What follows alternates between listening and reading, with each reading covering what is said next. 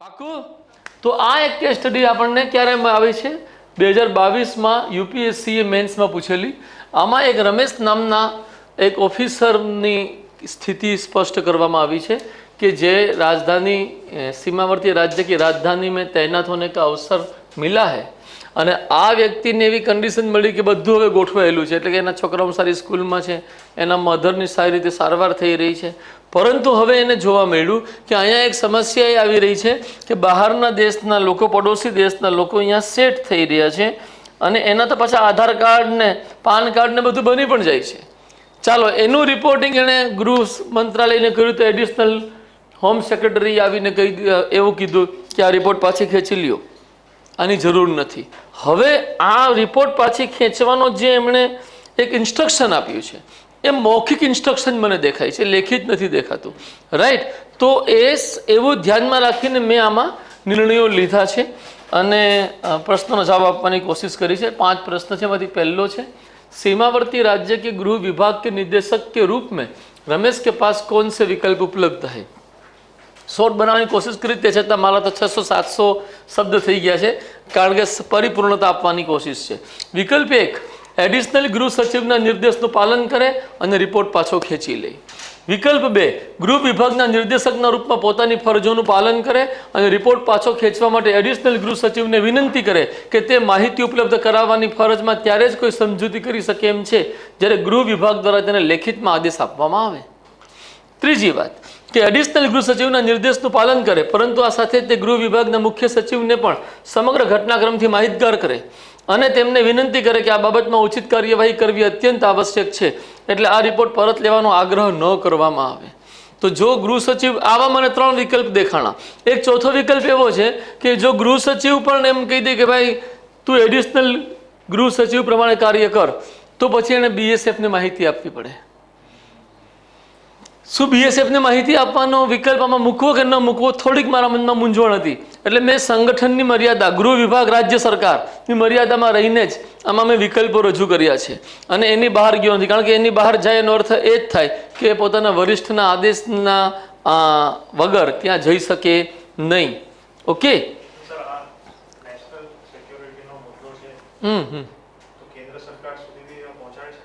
પહોંચાડી શકે. મેં કીધું ને એક વિકલ્પ આવે જ કે ભાઈ કેન્દ્ર સરકારના સંદર્ભમાં, પરંતુ એ વાત આપણે ગૃહ સચિવને કહી શકીએ કે તેઓ ત્યાં પહોંચાડે અને બાકી પછી કોઈ વિકલ્પ જ ન રહે તો અંતિમ વિકલ્પના રૂપમાં એ તત્વ આપણે સ્વીકારવું પડશે કે બીએસએફને એ કહેશે કે ભાઈ આ પ્રકારની માહિતી મળી છે, પરંતુ મને આ પ્રકારની માહિતી રાજ્ય સરકારના સ્તરે આગળ લઈ જવાની મનાઈ કરવામાં આવી છે, પરંતુ તમે તમારા સ્તરે તપાસ કરો. આ બહુ જ સંવેદનશીલ મુદ્દો છે અને મારી ગુપ્તતા જાળવી રાખવામાં આવે એવું પણ આપણે કહી શકીએ છીએ. એક વિકલ્પ છે એની પાસે. रमेश को कौन सा विकल्प अपनाना चाहिए और क्यों. રમેશે સર્વપ્રથમ બીજા વિકલ્પ પર આગળ વધવું જોઈએ અને જો એ બાબતમાં આગળ કોઈ સકારાત્મક પરિણામ ન આવે તો એ પછી તેણે ત્રીજા વિકલ્પ પર કાર્ય કરવું જોઈએ. શા માટે? તો કે આ પ્રકારના વિકલ્પોને અપનાવવાથી કદાચ તેની બદલી થઈ શકે અથવા ભવિષ્યમાં તેની બઢતીમાં બાધા આવી શકે, પરંતુ આ મુદ્દો રાષ્ટ્રીય સુરક્ષાની દ્રષ્ટિથી અત્યંત સંવેદનશીલ હોવાથી તેમાં કોઈપણ પ્રકારની સમજૂતી કે ઢીલાસ સમગ્ર રાષ્ટ્ર માટે ખતરો બની શકે છે. આવા ખતરાને ધ્યાને રાખી રમેશે પોતે જ એવો વિકલ્પ અપનાવવો જોઈએ કે જેથી તેના કર્તવ્યનું પાલન થવાની સાથોસાથ રાષ્ટ્રની સુરક્ષાને પણ મજબૂતી મળી શકે. ત્રીજી બાબત કે શા માટે છે એને ઓર હું ક્લિયર કરવા માગું છું કે બદલી અને બઢતી એ બંને સેવાકાળ દરમિયાનની એક સહજ સ્વાભાવિક બાબત ગણવી જોઈએ કે જેને સ્વીકારીને જાહેર સેવાઓમાં વ્યક્તિ પ્રવેશ કરતો હોય છે. આવી સ્થિતિમાં બદલીનો મુદ્દો તો કોઈ ખાસ તફાવત ઊભો કરતો જ નથી અને તેની પારિવારિક સમસ્યાઓના સંબંધમાં પણ તેનાથી કોઈ મોટી બાધા ઊભી થવાની નથી. બંને બાળકો કિશોરાવસ્થામાં હોવાથી તેમને હોસ્ટેલમાં મૂકવાનો નિર્ણય લઈ શકાય છે તથા માતાની સારવાર માટે હોસ્પિટલની સેવાઓનો વિસ્તાર કરી શકાય છે કે ત્યાં જ રહેશે માતા. રાઈટ. આ બધી બાબતોમાં થોડા પ્રયત્નો અને થોડી તકલીફનો સ્વીકાર કરવાથી સમાધાન મળી જાય છે, પરંતુ વિદેશીઓની ગેરકાયદેસર ઘૂસપેટની સમસ્યા દેશ માટે સંકટ બની શકે છે અને જો આ સમસ્યા વધતી જાય તો તેનું સમાધાન લાવવું કઠિન થઈ જશે. તો આમાં ક્યાંક ને ક્યાંક સોલ્યુશન છે, એટલે આ તરફ જવું જોઈએ એવું મારું કહેવાનું છે. ઓલામાં સોલ્યુશન જ નહીં મળે. પછી પ્રત્યેક વિકલ્પ કા આલોચનાત્મક મૂલ્યાંકન કીજીએ. વિકલ્પ એકનો લાભ એક છે, એટલે પહેલાં દરેક વિકલ્પ પર એક પેરેગ્રાફ બનાવ્યો આપણે અને બતાવવાની કોશિશ કરી કે શું લાભ છે, શું નુકસાન છે. વિકલ્પ એકનો લાભ એ છે કે ઉપરી અધિકારીના આદેશનું પાલન કરીને રમેશ દરેક રીતે સુરક્ષિત થઈ શકે છે, પરંતુ તેનું નુકસાન એ છે કે આ વિકલ્પ દેશહિત અને દેશની સુરક્ષાને જોખમમાં મૂકે છે તથા રમેશ માટે હોદ્દાથી ઉત્પન્ન થયેલા કર્તવ્યની દ્રષ્ટિથી પણ એ વિકલ્પ ઉચિત જણાતો નથી. પછી બીજી વાત કે વિકલ્પ 2 ઉપલબ્ધ પરિસ્થિતિમાં યોગ્યતમ એટલે જ દેખાય છે કે તેનાથી રમેશ પોતાના કર્તવ્યનું પાલન પણ કરી શકશે તથા બીજી તરફ રાષ્ટ્રની સુરક્ષા માટે જોખમ કેટલું અને કેવું છે એ અંગેનો સચોટ નિર્ણય ઉપરના સ્તરેથી લઈ શકાશે. જ્યારે એ નિર્ણય લેખિત આદેશ સ્વરૂપે રમેશને મળે ત્યારે એ આદેશનું પાલન જ તેનું કર્તવ્ય બની જશે. વરિષ્ઠનો આદેશ છે. વિકલ્પ 3 એક પ્રકારે સંગઠનની અંદર પદ સોપાનિક માળખા હેઠળ સમસ્યાના સમાધાનને જ દર્શાવે છે. કયો? વિકલ્પ 3 કે આપણે ગૃહ સચિવ સુધી પહોંચ્યા. આ વિકલ્પનું નુકસાન એ થઈ શકે કે રમેશની વિનંતીને ગૃહ સચિવ ન સ્વીકારે અને તે પણ રિપોર્ટ પરત લેવાનો આગ્રહ રાખે. આવી સ્થિતિમાં રમેશ એક ડાયરેક્ટરના રૂપમાં વિકલ્પહીનતાની સ્થિતિમાં આવી શકે છે અને તેને સંગઠનની બહાર જઈ આ મુદ્દાઓ પર વિચારણા કરવાની સ્થિતિ ઊભી થઈ શકે છે. મેં આવું લખ્યું, દેટ મીન્સ BSFમાં જઈ શકે છે. બીજી તરફ આ વિકલ્પનો મોટો લાભ એ છે કે આનાથી ગૃહ સચિવ જો સંમત થાય અને એડિશનલ ગૃહ સચિવના નિર્દેશને પરત લઈ લેવામાં આવે તો રમેશ પોતાના કર્તવ્યમાં સંપૂર્ણ સફળ થઈ શકે છે.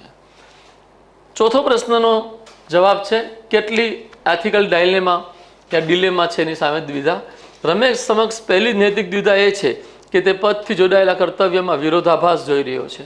તેનું કર્તવ્ય એ છે જ કે તે એડિશનલ ગૃહ સચિવના આદેશનું પાલન કરે અને બીજી તરફ તેની પાસે જે માહિતી છે એ ઉપરના સ્તરે પહોંચાડવી પણ તેનું કર્તવ્ય જ છે. તો કર્તવ્યનો વિરોધાભાસ આવ્યો, એક નૈતિક સંકટ. બીજું, રમેશ સમક્ષ બીજી નૈતિક દ્વિધા એ છે કે જો તે એડિશનલ ગૃહ સચિવના આદેશને સ્વીકારે તો દેશની સુરક્ષા માટે ખતરો ઊભો થઈ શકે છે અને આવી સુરક્ષા જ રમેશનું એક સર્વોચ્ચ કર્તવ્ય છે. ત્રીજી નૈતિક દ્વિધા તેના વ્યક્તિગત અને વ્યાવસાયિક જીવન વચ્ચેના અંતર વિરોધની છે. જો તે સુરક્ષાના કર્તવ્યને સર્વોપરિતા આપીને રિપોર્ટ પરત ન લે તો તેને બદલીનો સામનો કરવો પડશે કે જેનાથી તેનો પરિવાર વધુ પરેશાન થશે તેમજ તેના સહિત સમગ્ર પરિવારની પ્રગતિમાં બાધા ઊભી થશે. तो क्या जाओ आ 3 द्विधाમાં. પછી पड़ोसी देश से अवैध प्रवासियों की घुसपैठ के खतरे से निपटने के लिए आप किन नीतिगत उपायों का सुझाव देंगे? પહેલો આપણો ઉપાય છે સર્વેલન્સ અને દેખરેખની ટેકનોલોજી આધારિત વ્યવસ્થા ઊભી કરવામાં આવે કે જેથી સરહદ ઉપર થઈ રહેલી અવર જવર ઉપર સૂક્ષ્મ તેમજ સર્વાંગી નજર રાખી શકાય. આ બાબતના CCTV camera, drone technology, space technology વગેરેના ઉપયોગની વ્યવસ્થા કરવી જોઈએ. નંબર 2, આધાર કાર્ડ અને અન્ય ઓળખપત્રોને આપવાની પ્રક્રિયાનું ઓટોમેશન કરી શકાય તથા સરહદી પ્રાંતોમાં ફેસ રેકગ્નિશન ટેકનિકનો ઉપયોગ અનિવાર્ય બનાવી શકાય. નંબર 3, સરહદી સુરક્ષાથી જોડાયેલા સંગઠનોમાં નૈતિક તાલીમની એક સતત વ્યવસ્થા બનાવવી જોઈએ તથા એ સુરક્ષા જવાનોને એવા ઇલેક્ટ્રોનિક ગેજેટ સાથે જોડવા જોઈએ કે જેથી તેમની દરેક પ્રવૃત્તિ પર નજર રાખી શકાય. આ સંબંધમાં CCTVની સાથોસાથ digital watch, satellite internet, smartphone જેવી ટેકનિકો ઉપયોગી થઈ શકે છે. આવા કંઈક સુઝાવ આપણે મૂક્યા. પછી વાત બરાબર ગળે ઉતરે તો જે આપણે સાયન્સ ટેક ભણીએ એમાં આવી જાય ને. આ છે બધા જ વિષયો જે તમે મારી પાસે તૈયાર કર્યા એ બધાનું એક ઇન્ટિગ્રેટેડ રૂપ વ્યક્તિત્વ બને. એ ઇન્ટિગ્રેટેડ રૂપ સીધું IAS બનાવશે, સીધું IAS, એની નીચે કોઈ પદ નહીં. જો તમે એનું ઇન્ટિગ્રેશન કરીને એને એપ્લાય કરી ગયા તમારા લેખનમાં તો પૂરું કેસ સ્ટડી. બીજા તો કોઈ પ્રશ્ન નથી ને? ઓર કોઈ તમારા મનમાં પ્રશ્ન હોય તો બોલો. કઈ તકલીફ થશે? હા, ઓટોમેશનથી આધાર કાર્ડ ત્યારે જ બનશે જ્યારે ફેસ રેકગ્નિશન થશે. ફેસ રેકગ્નિશનનો સંદર્ભ 3-4 રીતે લઈ શકાય. ફેસ રેકગ્નિશન એ બતાવશે કે એ વ્યક્તિ ખરેખર ભારતનો છે કે નહીં એ પણ ઓળખવી સંભવ બનશે. હું તો DNA ટેસ્ટથી પણ વાત કરવા માંગીશ આમાં. ફેસ રેકગ્નિશન ટેકનોલોજી નહીં જાણતા હો તમે કદાચ, તો એના આધારે વ્યક્તિને આપણે વ્યવસ્થિત ઓળખી શકીએ, એનો સંદર્ભ બરાબર લઈ શકીએ, રાઈટ. અને ફરજી બનાવવું મુશ્કેલ થઈ જાય. ઓટોમેશનનો સંદર્ભ મારો એ છે કે જે વ્યક્તિની ભૂમિકા છે આધાર કાર્ડ બનાવવામાં એ ખતમ કરી દેવી જોઈએ. વ્યક્તિ આવશે ત્યાં પૂર્વાગ્રહ આવશે, અને જો વ્યક્તિ આવશે ત્યાં પૂર્વાગ્રહ આવ્યો, પક્ષપાત આવ્યો, રિશ્વતખોરી આવી એટલે વાત ખતમ થઈ જશે.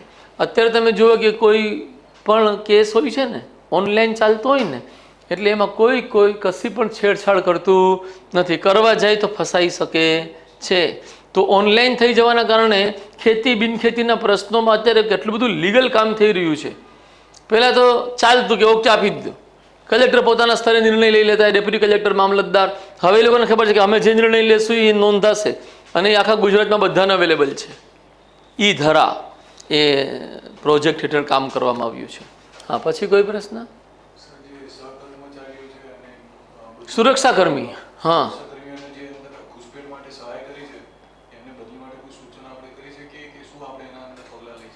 એની ઉપર કાયદેસરના પગલાં લેવા પડે. જેના નામ સામે આવે એને તો તરત જ સસ્પેન્ડ કરવામાં આવશે અને સુનાવણી કરી યથાશક્ય જલ્દી એને, અહીંયા તો કોર્ટ માર્શલ હોય સુરક્ષાકર્મીનો તાત્પર્ય, રાઈટ, તરત એને ડિસમિસ કરી દેવામાં આવશે.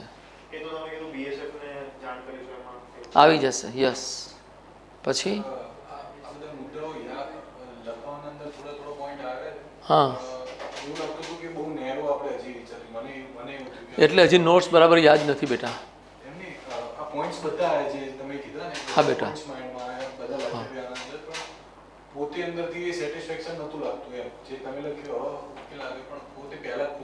એટલે રજૂઆતની બાધા હતી કે વિચારની બાધા હતી? हाँ, रजूआत नहीं बाधा कहवाय ने, अल्फाज नहीं मिल रहे हैं, जैसे एक वाक्य था, है ना, उसको क्या कहे अब.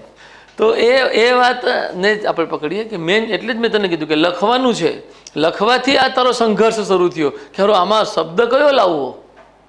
જ્યારે તું વિચારતો હો ત્યારે થોડી આમાં શબ્દો કયો લાવવો એ પ્રશ્ન ઊભો થાય. વાક્ય બનાવવાનું છે અને એ વાક્ય બનાવવાની પ્રક્રિયા પ્રારંભિક તબક્કે એટલો સમય લે તમારો કે તમે થાકી જાઓ કે મારા વાક્ય, મારા પેરેગ્રાફ બનતા જ નથી. શરૂ ક્યાંથી કરવું ત્યાંથી જ મૂંઝવણ શરૂ થાય અને એ મૂંઝવણ 3 દિવસ સુધી એક પણ વાક્ય લખવા ન દે તમને.